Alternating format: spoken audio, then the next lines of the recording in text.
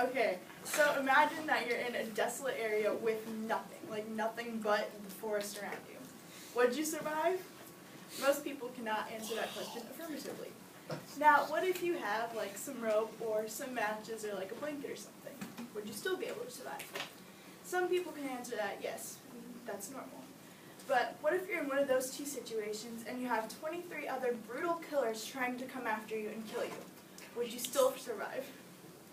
Most people do not know how to answer that because they haven't been in that situation, but surviving the Hunger Games is a thrilling fictional skill, but if one can achieve that, they can survive any life or death situation. And in this speech, I'm going to talk to you about how to avoid coming into contact with other people and food you should eat and food you should not eat. Okay. So let's say that you're really cold out, it's really cold out, and you need something to warm you up or you'll probably freeze to death. Should you build a fire? Depending on how strong you are or the people that are with you that are strong, you probably should not build a fire because the people, see how the smoke is building up? You can't in this picture, but the smoke would be billowing up and the people could see that or smell it or hear the fire crackles and they'd probably come and kill you. So unless you're strong enough, you should not build a fire. And if you are cold, there are other options. Like if you stay close to the ground radiates heat. So if you stay close to the ground, you're probably going to be good. Don't build a fire though, because you'll die. And people, if you're with a group of people that are you don't really trust them that much, they could be trying to use you.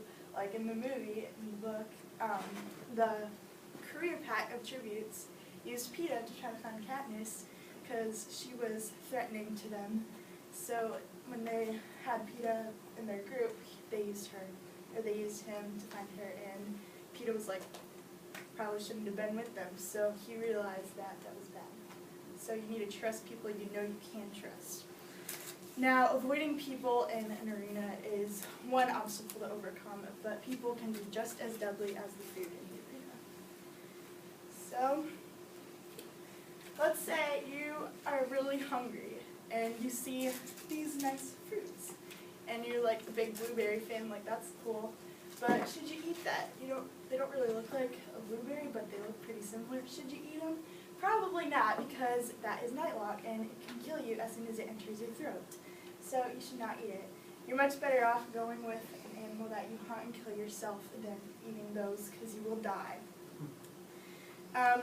However, you can, so when you're in the arena, people like your mentors can send you canisters, and in the canister has something in it that you need desperately to survive. So what you could do is to outsmart the other people in that arena, take some of the nightlock, put it in that canister, and drop it off next to someone else, and depending on how smart they are or not, they'll eat it and they'll die. And that's just one less person to overcome in the arena. So, He's teaching us to kill people. Yeah. Surviving the Hunger Games, man. But yeah, so nightlock is deadly, and you can use it in your defense against other people. And so next time, if you're in an arena or something with knowing these skills, you'll be able to survive any situation that comes at you.